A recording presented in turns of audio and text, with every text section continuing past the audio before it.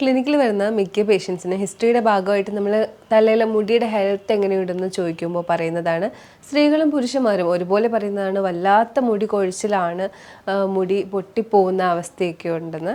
അപ്പോൾ ഇത്തരം പ്രശ്നങ്ങൾ എങ്ങനെയാണ് നിങ്ങൾക്ക് വരുന്നത്, ഇത് വരാതിരിക്കാനായിട്ട് എന്തൊക്കെ ചെയ്യാം എന്നാണ് ഇന്നത്തെ വീഡിയോയിലൂടെ നമ്മൾ ഡിസ്കസ് ചെയ്യുന്നത്.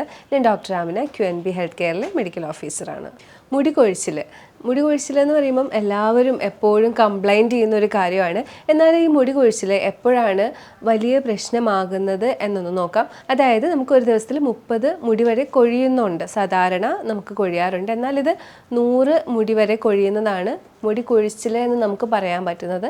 ഇത് നമുക്ക് സാധാരണയായിട്ട് നമ്മുടെ ചീപ്പിൽ വരുന്ന മുടിയുടെ അളവ്, അതുപോലെ തന്നെ തല തൂർത്തുമ്പോൾ അതിൽ നമ്മൾ ടവലിൽ കാണുന്ന മുടിയുടെ അളവ്, ബാത്റൂമിൻ്റെ ഡ്രൈനേജിൽ അടിയുന്ന മുടിയുടെ അളവ്, റൂമിൽ നമുക്ക് ഒരുപാട് മുടി കാണുന്നത്, ഒരു ദിവസം അടിക്കുമ്പോൾ കിട്ടുന്ന മുടിയുടെ അളവ്, ഇത്രയും കാര്യങ്ങൾ വെച്ചിട്ടാണ് നമുക്ക് എത്ര മുടി കൊഴിച്ചിലുണ്ടെന്ന് നമുക്കൊന്ന് കാൽക്കുലേറ്റ് ചെയ്യാൻ പറ്റുന്നത്. ഇതൊക്കെ നോക്കുമ്പോൾ ഒത്തിരി മുടിയുണ്ട്, 100-ൽ കൂടുതൽ മുടി, ഇതെല്ലാം കൂടി പോകുന്നുണ്ട് എന്നുണ്ടെങ്കിൽ ഉറപ്പായിട്ടും നിങ്ങൾക്ക് മുടി കൊഴിച്ചിൽ ഉണ്ട്. അത് എന്തെങ്കിലും ഒരു അസുഖത്തിൻ്റെ ഭാഗമായിട്ടോ ഡെഫിഷ്യൻസിയുടെ ഭാഗമായിട്ടോ ആയിരിക്കും നിങ്ങൾക്ക് വരുന്നത്. ചിലർക്ക് ചിലപ്പോൾ എന്തെങ്കിലും മെഡിസിൻ്റെ ആഫ്റ്റർ എഫക്റ്റ് ആയിട്ടായിരിക്കും ഈ മുടി കൊഴിയുന്നത്. അതിപ്പോൾ ചിലപ്പോൾ ഹോർമോൺ മെഡിസിൻ എന്തെങ്കിലും ആയിരിക്കും, അല്ലെങ്കിൽ കീമോതെറാപ്പി പോലുള്ള മെഡിസിൻ, എന്തെങ്കിലും വലിയ അസുഖങ്ങൾക്കൊക്കെ എടുക്കുന്ന മെഡിസിൻ്റെ ഒക്കെ പാർശ്വ ഫലമായിട്ടായിരിക്കും മുടി കൊഴിയുന്നത്. ചിലർക്ക് ഡയറ്റിൽ ഉണ്ടാവുന്ന മാറ്റം കാരണം നല്ല പോഷകമൊന്നുമില്ലാത്ത ഭക്ഷണം കഴിക്കുന്നു. അപ്പം പ്രവാസികളൊക്കെ പുറത്ത് പോയിട്ട് അവർക്ക് കിട്ടുന്ന ഭക്ഷണം കഴിക്കുന്ന ഒരു ശീലമാണ്. അപ്പം അതിനകത്ത് ചിലപ്പോൾ ഒന്നും ഉണ്ടാവില്ല. അപ്പോൾ ആ ഒരു സാഹചര്യത്തിലൊക്കെ ചിലപ്പോൾ മുടിയുടെ എണ്ണം കുറയും. ഹോസ്റ്റലിൽ നിൽക്കുന്ന കുട്ടികൾക്ക് മുടി കൊഴിച്ചിൽ ഉണ്ടാകാം. അതുപോലെ തന്നെ ജോലിക്കൊക്കെ പോയി തുടങ്ങുമ്പോൾ വരുന്ന മുടി കൊഴിച്ചിൽ. അപ്പോൾ അങ്ങനെ ഡയറ്റ് സംബന്ധമായിട്ടുള്ള മുടി കൊഴിച്ചിലുണ്ടാവും. അതുപോലെ തന്നെ വേറെ ഒരു ഇതാണ് സ്ഥലം മാറുന്നത്. കൂടുതൽ ചൂട്, കൂടുതൽ തണുപ്പ്, പെട്ടെന്നുണ്ടാകുന്ന ക്ലൈമറ്റിൻ്റെ ചേഞ്ച് കാരണം ചിലപ്പോൾ മുടി കൊഴിയാം. അതുപോലെ എല്ലാവരും കേട്ടിട്ടുണ്ടാവും ഹോർമോൺ വേരിയേഷൻസ്, തൈറോയിഡ് വരുന്നവർക്ക് മുടി കൊഴിയാറുണ്ട്. വട്ടത്തിലൊക്കെ മുടി പോകുന്ന അവസ്ഥ, ഒരുപാട് മുടി പോകുന്ന അവസ്ഥയൊക്കെ തൈറോയിഡ് ഹോർമോൺസിൽ ഉണ്ടാകുന്ന വേരിയേഷൻസ് ഉള്ളവരെ കാണും. അതുപോലെ തന്നെ PCOD ഉള്ളവർക്ക് ഹോർമോൺ വേരിയേഷൻസ് വന്നിട്ട് നന്നായിട്ട് മുടി കൊഴിഞ്ഞു കാണാറുണ്ട്. എക്സാം റിലേറ്റഡ് ആയിട്ടുള്ള ടെൻഷൻസും ഉറങ്ങാതെ ഇരിക്കുന്ന അവസ്ഥയും ഒക്കെ കാരണം മുടി കൊഴിയാം. അതുപോലെ തന്നെ ഈ ടെൻഷൻ കാരണം അഡ്രിനാലിൻ ഹോർമോൺസിന് വ്യതിയാനം വന്നിട്ട് നമ്മുടെ സ്കിന്നിൻ്റെ തിളക്കവും അതുപോലെ തന്നെ മുടിയുടെ കട്ടിയും കുറയുകയും ഹെൽത്ത് കുറയുകയും ചെയ്യുന്നുണ്ട്. അപ്പം സ്ട്രെസ്സ് എങ്ങനെയാണ് എഫക്റ്റ് ചെയ്യുന്നത്? അപ്പോൾ ഇത്രയും കാര്യങ്ങളാണ് മുടി കൊഴിച്ചിലിന് കാരണമാകുന്നത്. അപ്പോൾ ഇത്തരം ഡെഫിഷ്യൻസീസും സ്ട്രെസ്സും ഒക്കെ, അപ്പോൾ സ്ട്രെസ് എടുക്കുന്ന അതേ സമയത്ത് തന്നെ ഈ മുടി കൊഴിയണമെന്നില്ല. അതുപോലെ തന്നെ പോഷകാഹാരം കഴിക്കാതിരുന്ന അതേ സമയത്ത് തന്നെ ആ മുടി കൊഴിയണമെന്നില്ല. അത് 2 മാസം കഴിഞ്ഞിട്ടാണ് എഫക്റ്റ് ചെയ്യുന്നത്. ഇപ്പോൾ ഒരു എന്തെങ്കിലും ഒരു ഡയറ്റ്, ഒരു ഭയങ്കര കാലറി റെസ്ട്രിക്റ്റഡ് ആയിട്ടുള്ള ഡയറ്റൊക്കെ എടുത്ത് 2 മാസം കഴിഞ്ഞിട്ടാണ് അവർക്ക് ഈ ഒരു മുടി കൊഴിച്ചിൽ വരുന്നത്. അതുപോലെ തന്നെ എക്സാം കഴിഞ്ഞ് 2 മാസം കഴിഞ്ഞിട്ടായിരിക്കും മുടി കൊഴിച്ചിൽ വരുന്നത്. അങ്ങനെയായിരിക്കും എപ്പോഴും ഇത് ഇൻഡ്യൂസ് ചെയ്തിട്ടുണ്ടാവുന്ന മുടി കൊഴിച്ചിൽ അപ്പിയർ ചെയ്യുന്നത്. അപ്പോൾ വിചാരിക്കുന്നത് പെട്ടെന്ന് എനിക്ക് മുടി കൊഴിയുന്നത്, പക്ഷേ ഇത് 2 മാസം മുമ്പ് ശരീരത്തിന് ഉണ്ടായ ഒരു ആഘാതത്തിൻ്റെ ഫലമായിട്ടായിരിക്കും ഉണ്ടാകുന്നത്. എന്തായാലും നമ്മൾ ചെയ്ത ഒരു മിസ്റ്റേക്ക്, അല്ലെങ്കിൽ നമ്മുടെ ശരീരത്തിൽ വന്ന ഒരു പ്രശ്നം, സിറ്റുവേഷൻ കാരണമാണ് ഇത്തരം മുടി കൊഴിച്ചിൽ രൂപപ്പെടുന്നത്. ഇത്തരം മുടി കൊഴിച്ചിൽ ക്രമേണ കഷണ്ടിയൊക്കെ ആവാറുണ്ട്. അതായത് ഫ്രണ്ടിൽ നിന്നൊക്കെ മുടി കൂടുതലായിട്ട് പോയി ബോൾഡ് ആവുന്നു സ്കിന്നിൽ. പിന്നെ മുടി വരാനുള്ള സുഷിരങ്ങളില്ലാതെ നോർമൽ സ്കിന്നായിട്ട് മാറുന്ന കണ്ടീഷൻസ്, അതൊക്കെ ആൻഡ്രോജൻ്റെ ഒക്കെ ഏറ്റക്കുറച്ചിൽ കാരണമാണ് ഉണ്ടാകുന്നത്. ഹോർമോണിലുണ്ടാകുന്ന മാറ്റങ്ങൾ കാരണമാണ് ഉണ്ടാകുന്നത്. പാരമ്പര്യമായിട്ടാണ് കൂടുതലും കണ്ടുവരുന്നത്. അപ്പോഴും പലരും ചോദിക്കാറുണ്ട്, എൻ്റെ അച്ഛന് ഒക്കെ കഷണ്ടി വന്നത് ഒരു 50 വയസ്സിലൊക്കെയാണ്, നമുക്ക് എന്താ ഇത്രയും പെട്ടെന്ന് വരുന്നത്, ഇത് വേറെ എന്തെങ്കിലും ആണോ എന്നൊക്കെ ചോദിക്കാറുണ്ട്. അപ്പോൾ അന്നത്തെ ജീവിതശൈലിയും ഇന്നത്തെ ജീവിതശൈലിയിലും വലിയ വ്യത്യാസമുണ്ട്. അതുകൊണ്ടാണ് നമുക്കിപ്പോൾ പോഷകാഹാരങ്ങളൊക്കെ ഒരുപാട് കുറവായതുകൊണ്ട് തന്നെ അന്ന് 50 വയസ്സിൽ വന്നത് ഇന്ന് 25 വർഷം കൂടുതൽ മുന്നേ, അതായത് 25 വയസ്സിലോ 30 വയസ്സിലോ ഒക്കെ മുടി കൊഴിഞ്ഞ് കഷണ്ടിയായിട്ടൊക്കെ രൂപപ്പെടാറുണ്ട്. അതുപോലെ തന്നെ തലയിലുണ്ടാകുന്ന താരൻ, ഫംഗൽ ഇൻഫെക്ഷൻസ്, അതൊക്കെ കാരണവും മുടി ക്രമാതീതമായി കൊഴിയാറുണ്ട്. അപ്പോൾ ഇങ്ങനെ വരുന്ന മുടി കൊഴിച്ചിലിന് നമ്മളെപ്പോഴും ആപ്ലിക്കേഷൻസിലാണ് കൂടുതലായിട്ടും കോൺസെൻട്രേറ്റ് ചെയ്യാറുള്ളത്. ആപ്ലിക്കേഷൻസ് നമുക്ക് ഉപയോഗിക്കാം, അതിന് ഒരു പരിധിയുണ്ട്. ആപ്ലിക്കേഷൻസ് എന്ന് പറയുമ്പോൾ നമ്മുടെ ഓയിൽ, അതുപോലെ തന്നെ പ്രോട്ടീന് വേണ്ടി എഗ്ഗ് അപ്ലൈ ചെയ്യുന്നത്, കറ്റാർ വാഴ അപ്ലൈ ചെയ്യുന്നത്, ഉലുവ ഫെർമെൻറ്റ് ചെയ്ത് അപ്ലൈ ചെയ്യുന്നത്, അങ്ങനെയൊക്കെ പല രീതിയിൽ പാക്കൊക്കെ ചെയ്യാറുണ്ട്. പക്ഷേ ഇതിനേക്കാളും ഉപരി നമ്മൾ ശ്രദ്ധിക്കേണ്ടത് ഫുഡിലാണ്.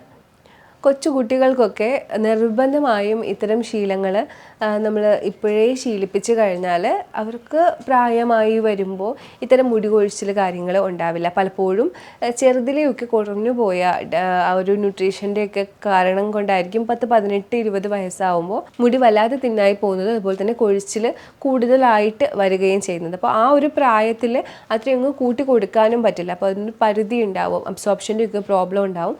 സപ്ലിമെൻ്റൊക്കെ എടുത്തിട്ട് നികത്താം. പക്ഷേ കൊച്ചു കുട്ടികൾക്ക് നമ്മൾ ഇപ്പോഴേ അതൊക്കെ ശ്രദ്ധിക്കുകയാണെങ്കിൽ അവർക്കൊരു ഹെൽത്തി ആയിട്ടുള്ള സ്കിൻ ഹെയർ കൊണ്ടുപോകാനായിട്ട് പറ്റും. നമ്മളെപ്പോഴും കൂടുതലായിട്ട് എടുക്കുന്നത് കാർബോഹൈഡ്രേറ്റ് ആണെങ്കിലും നമുക്ക് ഏറ്റവും കൂടുതൽ ആവശ്യമുള്ളത് പ്രോട്ടീൻ ആണ് എന്നിപ്പോൾ എല്ലാവർക്കും അറിയാം. അപ്പോൾ പ്രോട്ടീൻ അടങ്ങിയിട്ടുള്ള മുട്ട, മത്സ്യം, മാംസം, അതുപോലെ തന്നെ വെജിറ്റേറിയൻസിന് ബദാം, കൂണ്, അങ്ങനെയുള്ള പ്രോട്ടീൻ റിച്ച് ആയിട്ടുള്ള സോഴ്സസ് എന്നും ഫുഡിൽ ഉൾപ്പെടുത്തുന്നുണ്ടെന്ന് ഉറപ്പ് വരുത്തണം. വെജിറ്റേറിയൻസിന് പരിപ്പ്, കടല അങ്ങനെയുള്ളവയൊക്കെ ഉപയോഗിക്കാം. അപ്പോൾ അത് കൂടുതൽ ക്വാണ്ടിറ്റി ഉപയോഗിക്കണം. പെട്ടെന്ന് നമുക്ക് വേണ്ടത്ര പ്രോട്ടീൻ കിട്ടില്ല. നമുക്ക് ഒരാൾക്ക് 50 കിലോ ആണെങ്കിൽ 50 ഗ്രാം പ്രോട്ടീൻ്റെ ആവശ്യമുണ്ട്. 1 കിലോയ്ക്ക് 1 ഗ്രാം പ്രോട്ടീൻ്റെ ആവശ്യമുണ്ട്. അപ്പം അത്രയും പ്രോട്ടീൻ ചിലപ്പോൾ ഈ ഒരു പരിപ്പ്, കടല വർഗ്ഗത്തിൽ നിന്ന് കിട്ടില്ല. എന്നാൽ നോൺ വെജിറ്റേറിയൻസ് ആണെങ്കിൽ അവർക്കൊരു 5 മുട്ടയുടെ വെള്ള വരെ ഡയറ്റിൽ ഉൾപ്പെടുത്താവുന്നതാണ്. മുടി കൊഴിച്ചിലൊക്കെ ഉണ്ടാകുന്ന സാഹചര്യത്തിലും അത്യാവശ്യം എക്സസൈസും വ്യായാമങ്ങളും ഒക്കെ ചെയ്യുന്ന ആളാണെങ്കിൽ 5 കോഴിമുട്ടയുടെ വെള്ളമൊക്കെ ഉൾപ്പെടുത്താം. ഇനി അടുത്തതായിട്ട് പറയാൻ പോകുന്നത് അയണിൻ്റെ ചെറിയ കുറവ് പോലും വല്ലാത്ത മുടി കൊഴിച്ചിൽ ഉണ്ടാക്കാറുണ്ട്. ഇത് കൂടുതലായിട്ടും വെജിറ്റേറിയൻസിനാണ് കുറയാറുള്ളത്. കാരണം നോൺ വെജ് സോഴ്സിൽ നിന്നാണ് അയണിൻ്റെ കണ്ടന്റ് കൂടുതലായിട്ടും കിട്ടുന്നത്. ചൂര പോലുള്ള മത്സ്യങ്ങളിലൊക്കെയാണ് അയൺ കൂടുതലായിട്ടും അടങ്ങിയിട്ടുള്ളത്. ഇറച്ചി, ചൂര, ഇലവർഗ്ഗങ്ങൾ ഒക്കെ ധാരാളമായി കഴിച്ചു കഴിഞ്ഞാൽ അയണിൻ്റെ കണ്ടന്റ് കൂടും. എന്നാൽ ഒത്തിരി കൊഴിച്ചിലുണ്ട്, അയൺ ചെക്ക് ചെയ്യുമ്പോൾ അത് ഒത്തിരി കുറവാണെങ്കിൽ ഉറപ്പായിട്ടും ഒരു ഡോക്ടറുടെ സഹായത്തോടു കൂടി ഇതിൻ്റെ സപ്ലിമെൻറ്റ് എടുക്കണം. ഒമേഗ 3 ഫാറ്റി ആസിഡിനായിട്ട് ചാള, ചൂര, മത്തി, അയല അങ്ങനെയുള്ള മീനുകൾ, കോഡ് ലിവർ ഓയിൽ. ബയോട്ടിൻ ആവശ്യത്തിന് ശരീരത്തിൽ കിട്ടാനായിട്ട് നമുക്ക് ചെയ്യാൻ പറ്റുന്നത് ബദാം, വാൾനട്ട്, കപ്പലണ്ടി അതൊക്കെ ധാരാളമായിട്ട് ഉൾപ്പെടുത്തുക. അതുപോലെ തന്നെ കുത്തരി, നമ്മുടെ ബ്രൗൺ റൈസ്, ബ്രൗണോട് കൂടിയുള്ള അരി, പിന്നെ മുട്ടയുടെ മഞ്ഞ ഉൾപ്പെടുത്തുന്നത് നല്ലതാണ്. അപ്പോൾ കൃത്യമായിട്ടുള്ള വർക്കൗട്ട് ഉണ്ടാവണം. അതുപോലെ തന്നെ നിങ്ങൾക്ക് എടുക്കാവുന്നതാണ് ഫ്ലാക്സ് സീഡിലും ബയോട്ടിൻ അടങ്ങിയിട്ടുണ്ട്. ഇങ്ങനെ മുടി കൊഴിച്ചിലുള്ളവരെ എടുക്കാനായിട്ടുള്ള ഒരു ബ്രേക്ക്ഫാസ്റ്റിൻ്റെ കാര്യം പറയാം. ബ്രേക്ക്ഫാസ്റ്റിൽ ഞാൻ നേരത്തെ പറഞ്ഞ പോലെ മുട്ടയുടെ വെള്ള ഉൾപ്പെടുത്തുക. മുട്ട ഉൾപ്പെടുത്താൻ പറ്റിയ സമയം മോർണിംഗ് ആണ്. അതുപോലെ തന്നെ വേവിച്ച കടല വർഗ്ഗങ്ങൾ, പയറ് വർഗ്ഗങ്ങൾ, മുളപ്പിച്ച പയറ് വർഗ്ഗങ്ങൾ ഒന്നല്ലെങ്കിൽ 2 ടീസ്പൂൺ ഇത്രയും നിങ്ങൾ കഴിക്കുക. ഇതിൽ മുളപ്പിച്ച പയറിൽ നിങ്ങൾക്ക് ഇത് ഒരു മിനറൽസ് ഒക്കെ കിട്ടും, സെലീനിയം, സിങ്ക് ഒക്കെ കിട്ടും. അതുപോലെ തന്നെ നിങ്ങൾ ഒരു ചെറിയ പീസ് ചീസ് എടുക്കുകയാണെങ്കിൽ മുടിക്ക് ആവശ്യമായിട്ടുള്ള സെലീനിയം അതിനകത്തുനിന്ന് കിട്ടും. അപ്പോൾ ഇത്രയും കാര്യങ്ങളാണ് നിങ്ങൾ രാവിലെ ബ്രേക്ക്ഫാസ്റ്റിൽ ഉൾപ്പെടുത്തേണ്ടത്. അടുത്തതായിട്ട് ലഞ്ചിൻ്റെ കാര്യമാണ്. ലഞ്ച് നിങ്ങൾ തവിടുള്ള ചോറും അതുപോലെ തന്നെ മീൻ നിങ്ങൾ ലഞ്ചിൻ്റെ സമയത്ത് ഉൾപ്പെടുത്തുക. അതുപോലെ തന്നെ ധാന്യങ്ങളും കുറച്ച് പയർ വർഗ്ഗം കൂടി ഈ ഒരു ലഞ്ചിൻ്റെ സമയത്ത് ഉൾപ്പെടുത്താനായിട്ട് ശ്രദ്ധിക്കുക. 4 മണി സമയത്ത് സ്നാക്ക് ടൈമായിട്ട് നിങ്ങൾക്ക് റോസ്റ്റഡ് നട്ട്സ് ഉപയോഗിക്കുക. അതിൽ 1 ഔൺസ് അല്ലെങ്കിൽ 17 ഗ്രാമൊക്കെയാണ് ഉപയോഗിക്കാൻ പറ്റുന്നത്. അതിൻ്റെ കൂടുതൽ നിങ്ങൾക്ക് ബ്ലാക്ക് കോഫിയോ ബ്ലാക്ക് ടീയോ ഷുഗർ ഇല്ലാതെ ഉപയോഗിക്കാം. നൈറ്റ് ടൈമിലത്തേക്ക് നിങ്ങൾക്ക് ഉപയോഗിക്കാൻ പറ്റുന്ന ലീൻ പ്രോട്ടീൻസ് ആയിട്ടുള്ള ചിക്കൻ വേവിച്ചത്, അതുപോലെ തന്നെ ഓട്സ് എടുക്കാം, സോർട്ടഡ് വെജിറ്റബിൾസ് ഒക്കെ നിങ്ങൾക്ക് എടുക്കാം. അപ്പോൾ ഇത്രയും കാര്യങ്ങളൊക്കെയാണ് മുടി കൊഴിച്ചിലുള്ളവർ ഭക്ഷണത്തിൽ ശ്രദ്ധിക്കാനുള്ളത്.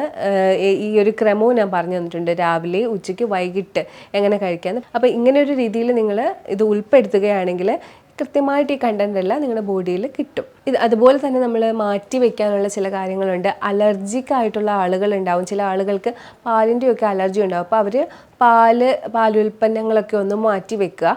അവർക്ക് തൈരും മോരും ഒക്കെ വേണമെങ്കിൽ ഉപയോഗിക്കാം. പക്ഷെ പാലിനായിരിക്കും കൂടുതലായിട്ട് അലർജി ഉണ്ടാവുന്നത്. അതുപോലെ പഞ്ചസാര, കൂടുതൽ മധുരമുള്ള പ്രോസസ്ഡ് ഫുഡ് അതിൻ്റെയൊക്കെ ഉപയോഗം കുറയ്ക്കുക. കാര്യം ഇൻഫ്ലമേഷൻ്റെ അളവ് കൂടും. പിന്നെ ഗ്രീസി ആയിട്ടുള്ള പദാർത്ഥങ്ങൾ, ബർഗറിൻ്റെ അകത്തൊക്കെ വരുന്ന മയോ, അതുപോലെ തന്നെ ഷവർമയിലൊക്കെ വരുന്ന മയോ, അങ്ങനെ ഗ്രീസി ആയിട്ടുള്ള ട്രാൻസ് ഫാറ്റ് അടങ്ങിയിട്ടുള്ള ഫുഡ് കുറയ്ക്കുക, ഇൻഫ്ലമേഷൻ കുറയ്ക്കാനായിട്ടാണ്. അതുപോലെ തന്നെ കാർബണേറ്റഡ് ഡ്രിങ്കും മദ്യവും അത് നമുക്ക് അബ്സോർപ്ഷൻ കുറയുന്ന അവസ്ഥ ഉണ്ടാക്കുന്നതാണ്. അപ്പോൾ അതും കുറയ്ക്കുക. ഇത്രയും കാര്യങ്ങൾ നമ്മൾ ഫുഡിൽ നിന്ന് അവോയ്ഡ് ചെയ്യുകയും ചെയ്യണം. ഞാൻ നേരത്തെ പറഞ്ഞ രീതിയിൽ നമ്മൾ ഫുഡ് കഴിക്കുകയും ചെയ്യണം. അതുപോലെ ഇമ്പോർട്ടൻ്റ് ആണ്, നന്നായി മുടി വളരണമെങ്കിൽ കുടലിൽ നല്ല ബാക്ടീരിയകൾ വേണം. കാര്യം അബ്സോർപ്ഷനായിട്ടും നല്ല ഹെൽത്തിനായിട്ടും നല്ല ബാക്ടീരിയകൾ വേണം. അപ്പോൾ പ്രോബയോട്ടിക്സിൻ്റെ അളവ് എപ്പോഴും ശ്രദ്ധിക്കണം. നന്നായി പ്രോബയോട്ടിക് സപ്ലൈ ചെയ്യുന്നുണ്ടെന്ന് ഉറപ്പുവരുത്തണം. പ്രോബയോട്ടിക്കിനായിട്ട് എടുക്കാൻ പറ്റുന്ന കാര്യങ്ങൾ ഞാൻ പലപ്പോഴായി പറഞ്ഞിട്ടുണ്ട്. അപ്പോൾ തൈര് ഒന്നും കുഴപ്പമില്ല, യോഗട്ട് ഒന്നും കുഴപ്പമില്ലാത്തവരാണെങ്കിൽ തൈര് യോഗട്ടൊക്കെ എടുക്കാവുന്നതാണ്. അതല്ലാതെ നിങ്ങൾക്ക് പിക്കിൾസ് ആയിട്ടുള്ള ബീറ്റ്റൂട്ട്, ക്യാരറ്റൊക്കെ ചെറിയ ജാറിൽ ഉപ്പിലിട്ട് ആറിയ വെള്ളത്തിൽ അടച്ചു വെച്ച് കഴിഞ്ഞാൽ അത് ഫെർമെൻ്റ് ആയിട്ട് വരുന്ന പ്രോബയോട്ടിക് സപ്ലൈയും നിങ്ങൾക്ക് എടുക്കാവുന്നതാണ്. അതല്ലാതെ കറ്റാർവാഴയിൽ തുല്യ അളവിൽ തേൻ ചേർത്ത് അടച്ചു വെച്ച് ഫെർമെൻ്റ് ചെയ്ത് വരുന്ന ഫോമും നിങ്ങൾക്ക് എടുക്കാവുന്നതാണ്. അപ്പോൾ ഈ ബാക്ടീരിയാസിന് ഫുഡായിട്ട് പ്രീബയോട്ടിക് കൂടി കൊടുക്കണം. അതിന് നിങ്ങൾ ഫ്രൂട്ട്സ്, വെജിറ്റബിൾസ് ആവശ്യത്തിന് കഴിക്കണം. അപ്പോൾ ഇത്രയും കാര്യങ്ങൾ ശ്രദ്ധിച്ചു കഴിഞ്ഞാൽ ഗട്ടിൻ്റെ ഹെൽത്ത് നിങ്ങൾക്ക് ഒരുവിധം നന്നായിട്ട് കൊണ്ടുപോകാൻ പറ്റും. അപ്പോൾ അതും നമുക്ക് ഹെയർ ഫോൾ ഉള്ളവർക്ക് പ്രത്യേകം ശ്രദ്ധിക്കണം. കാര്യം അബ്സോർപ്ഷൻ്റെ പ്രശ്നം കാരണം ഹെയർ ഫോൾ വരുന്നവരുണ്ട്. അപ്പോൾ ഇതൊന്ന് പരിഹരിച്ചു കൊടുത്താൽ ബാക്കിയുള്ള കാര്യങ്ങളൊക്കെ നോക്കുന്നുണ്ടെങ്കിൽ കറക്റ്റായിട്ട് ആ ഒരു അബ്സോർപ്ഷനും കാര്യങ്ങളൊക്കെ നടന്നിട്ട് മുടി കൊഴിച്ചിൽ കുറഞ്ഞു കിട്ടും. ഭക്ഷണത്തിൻ്റെ കാര്യത്തിൽ ഇത്രയൊക്കെ ശ്രദ്ധിച്ചു കഴിഞ്ഞതിന് ശേഷം നല്ലൊരു ഹോട്ട് ഓയിൽ മസാജ് ആഴ്ചയിൽ 2 വട്ടം ചെയ്യുന്നുണ്ട്. ഒരു ഹെർബൽ ഓയിൽ തന്നെ ഉപയോഗിച്ചോളൂ. ബ്രഹ്മി, കൈതോന്നി അങ്ങനെയുള്ള ഹെർബ്സൊക്കെ ആഡ് ചെയ്ത് ഉണ്ടാക്കുന്ന ഓയിൽ നിങ്ങൾക്ക് തലയിൽ അപ്ലൈ ചെയ്ത് കൊടുക്കാവുന്നതാണ്. അതുപോലെ തന്നെ നിങ്ങൾക്ക് പാക്കും അപ്ലൈ ചെയ്യാവുന്നതാണ്. ഫെനുഗ്രീക്കൊക്കെ പാക്ക് ചെയ്ത് കൊടുക്കാവുന്നതാണ്. അപ്പോൾ ഇത് ചെയ്തതിന് ശേഷം ഇത് ചെയ്തിട്ടേ കാര്യമുള്ളത്. തലയിലെ സ്കാൽപ്പിൻ്റെയൊക്കെ ഡ്രൈനെസ് കാര്യങ്ങളൊക്കെ മാറ്റാനായിട്ട് ഹെൽപ്പ് ചെയ്യും. മുട്ടയുടെ വെള്ള അപ്ലൈ ചെയ്യുന്നതായാലും ഒക്കെ നിങ്ങൾക്ക് ചെയ്ത് കൊടുക്കാവുന്നതാണ്. പക്ഷേ ഈ ഒരു ന്യൂട്രീഷൻ്റെ കാര്യമാണ് ഫസ്റ്റ് വെക്കേണ്ടത്. അതുപോലെ തന്നെ നിങ്ങൾ ശ്രദ്ധിക്കേണ്ടതാണ്, നന്നായി വെള്ളം കുടിക്കുക. ഒരു 3 ലിറ്റർ വെള്ളമെങ്കിലും കുടിക്കുക. നല്ല രീതിയിൽ ഉറങ്ങുക. നന്നായി എക്സസൈസ് ചെയ്ത് അകത്തുള്ള ടോക്സിൻസ് ഒക്കെ പുറത്ത് കളയുക എന്നുള്ളത്. കാരണം ടോക്സിൻസ് കൂടുതൽ ഉള്ളപ്പോഴാണ് നമുക്ക് ഈ മുടി കൊഴിച്ചിലും കാര്യങ്ങളൊക്കെ ഉണ്ടാകുന്നത്. അപ്പോൾ ഒരു ഹെൽത്തി ബാലൻസ്ഡ് ആയിട്ടുള്ള ഒരു ലൈഫ് സ്റ്റൈല് മുടി കൊഴിച്ചിൽ നിർത്താനായിട്ട് ഇമ്പോർട്ടൻ്റ് ആണ്. ഞാൻ ഈ പറഞ്ഞ കാര്യങ്ങളൊക്കെ നിങ്ങൾ കൃത്യമായിട്ട് ഫോളോ ചെയ്യുകയാണെങ്കിൽ ഉറപ്പായിട്ട് നിങ്ങളുടെ മുടി കൊഴിച്ചിൽ മാറും. നിങ്ങൾക്ക് വേറെ അണ്ടർലൈങ് ഡിസീസ് കാര്യങ്ങളൊന്നും പ്രസൻ്റ് അല്ല എന്നുണ്ടെങ്കിൽ ഉറപ്പായിട്ടും അത് മാറി തന്നെ കിട്ടും. അപ്പോൾ നിങ്ങൾക്ക് ഇനി എന്തെങ്കിലും മുടി കൊഴിച്ചിലിനെ കുറിച്ച് കൂടുതൽ അറിയാനുണ്ടെങ്കിൽ ഈ കാണുന്ന നമ്പറിലേക്ക് നിങ്ങൾക്ക് കോൺടാക്ട് ചെയ്യുന്നതാണ്. നമുക്ക് ഓൺലൈൻ കൺസൾട്ടേഷനും അവൈലബിൾ ആണ്. അപ്പോൾ ഇനിയൊരു വീഡിയോയിലേക്ക് കാണുന്നവരേക്കും ബൈ.